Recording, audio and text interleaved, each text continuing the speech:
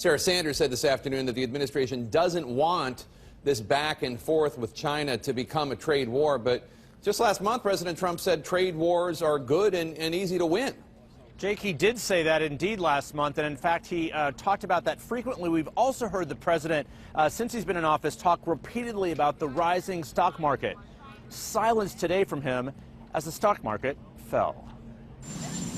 President Trump defending his trade threats today, acknowledging economic pain for some Americans, but offering no apologies for punishing China.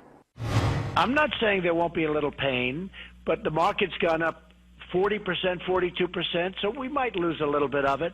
But we're going to have a much stronger country when we're finished, and that's what I'm all about. The president hoping to force China to change its trading practices, escalating his week-long volley with Beijing by threatening new tariffs of $100 billion of Chinese imports, in addition to $50 billion proposed earlier this week. The president is going to actually do something and be tough when no one else has been willing to do this. Yet the threat against China is rattling investors, spooking the stock market, and worrying American farmers, many of whom are Trump supporters.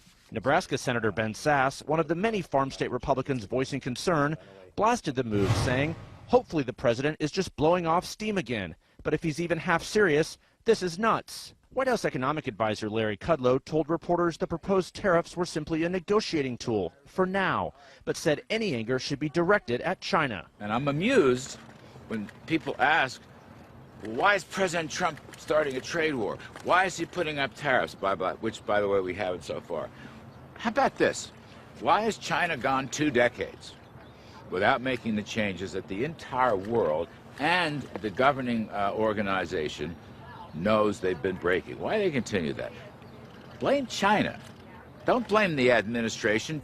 The president caught many of his advisors off guard by the latest round of proposed tariffs, sparking fresh talk today of a trade war. While the White House said a trade war wasn't the objective, we don't want it to come to that. Treasury Secretary Steven Mnuchin conceding it couldn't be entirely ruled out. While we're in the period before the tariffs go on, we'll continue to have discussions.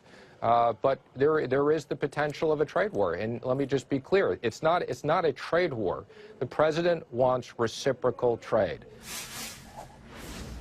So as the president's advisors were out talking about this, Jake, very notable, the president was not. Another day this week did not have an event on his public schedule, with the exception of that brief radio interview this morning. Now, the question here is this a threat, or is this something the president would actually see through and carry out? We talked to the economic advisor here, Larry Kudlow, earlier, and he was walking a fine line. He said, look, the president is serious about this. People should be angry at China, not the president. He said he would follow through with it, but then says this is a process, a negotiation. But, Jake, the stock market obviously saw it as something more than that, and the White House clearly watching those screens here today.